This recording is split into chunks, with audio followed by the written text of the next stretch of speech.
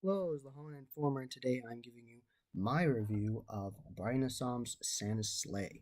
And this was a contact night, so they were allowed to grab you and take you and isolate you from your friends if you went. And if you did that, you'd have to opt in and get a red glow necklace, which is similar to Terror on the Walls, but it was a completely different experience. And right off the bat, the characters were in character. They all were having a wonderful time playing their roles, and they all tried to be scary as they could be. And immediately, when they knew you weren't scared of them, they made it as funny as they can be. And one actress actually came up to my friend Nick and said that he stole her presents for Santa, and she said that she knew where he lived, and it was great.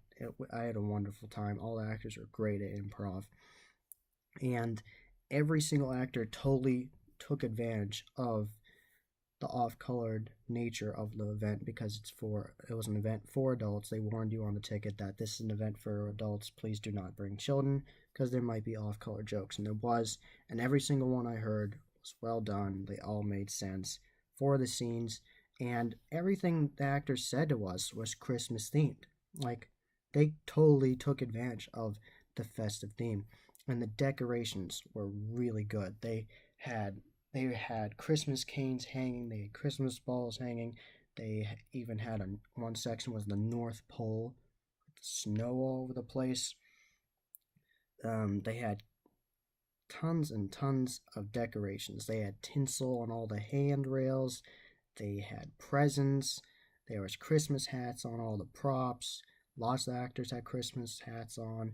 Every actor had festive outfits on, ranging from ugly Christmas sweaters to just Christmas pajamas or just overall festive outfit or an elf outfit. All the characters were great and they all were very festive. They really hit the festive theme home. They did a really good job and they totally took advantage of it, and you could really tell they put their heart and soul in it. They really obviously took their time from when the haunt fall season ended to their off season opening of Santa's Sleigh. It was obvious that they spent quite a bit of time putting all that detail into it and making it a good experience for you. And I went with my friend Nick, and we actually ended up meeting a girl. Her name was Kat, and she had been to Brighton Asylum before, and we ended up going as a group, and we had a wonderful time. We're friends with her now. And so that's something you can do when you go to haunted attractions. You might even meet nice people that have been to other haunted attractions before. You get to talking about them. So all kinds of fun things can happen to you when you go to haunted attractions. You can be scared and meet people. So all kinds of fun things.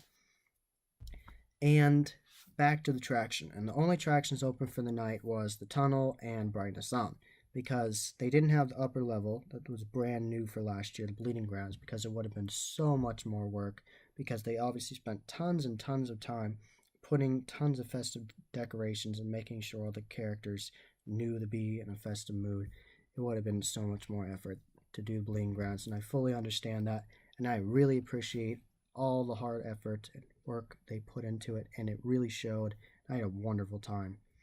And you start out, first attraction, the tunnel, and you go on an elevator, and it takes you down to Brighton Asylum's tunnels. And it was very intense, right off the bat, very intense, very creepy bellhop, grabbing your hair, whispering to you, talking to you, really freaking you out before you even can gone to the attraction, really, the first effect of the attraction, and you're completely creeped out. And I actually had my best startle scare in Brighton Asylum. It was a padded room, and I went in, and I didn't see any clear exit, and I was looking for one. I didn't see one, and I looked in the corner, and there was a prop from Ghost Ride. I believe the name is Trendy, all crunched up like this, all scared in the corner. And then I didn't see any actors in there, and I was like, I wonder what's going to happen. There's no way to get out. Like, what do we do?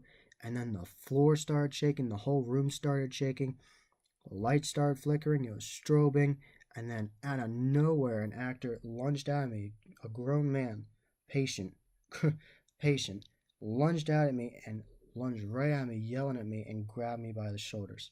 That was the best star scare I've ever experienced. It was very well thought out. He got me really good. And I loved all the Christmas theming. They hit that on the head. They hit that nail on the head. It was very well done. You could tell it was festive themed. And even in one part, it was snowing. Like when you go up to the facade of the main attraction, Brighton Asylum, it was snowing. It was great. And there's an evil snowman. So there was lots and lots of festive themes. And I really enjoyed it all. And it was a perfect mix of both giving you a false sense of safeness. And you're like, oh, I'm so safe. It's so festive. And then getting hit with those good startle scares. It's just a great mix. And I was hoping that would happen in my video before talking about Christmas haunts and off-season haunts. I was hoping that would happen. And it is so true. It was just so great. And definitely a shout out to Frankie. He recognized me from my Instagram because he started following me on my Instagram because I was reposting Brighton Asylum's post about Santa's sleigh, and he saw me, and he actually recognized me when I went, and that was really awesome. And he actually gave me a free mini candy cane. Had a wonderful experience. He was scary and creepy and getting in our faces and everything. And all the actors were totally in character, never broke character. Even when he recognized me, he was totally in character. He's like, "Who, the Haunted Informer?" I can't give him justice. He's a great actor. You definitely have to see Frankie in real life to do the full experience of him. I can't act as well as he can. But definitely check this haunt out. Definitely go to their off-season haunts. If any of them are as good as Santa's Slave, they definitely will put just as much effort and creativity into their other off-season haunts, ranging from Valentine's Day to Night of the Creeps, all the iconic horror movie characters, to Clown Asylum when the clowns have taken over everything. All of that. There's just no way all these off-season haunts aren't just as good.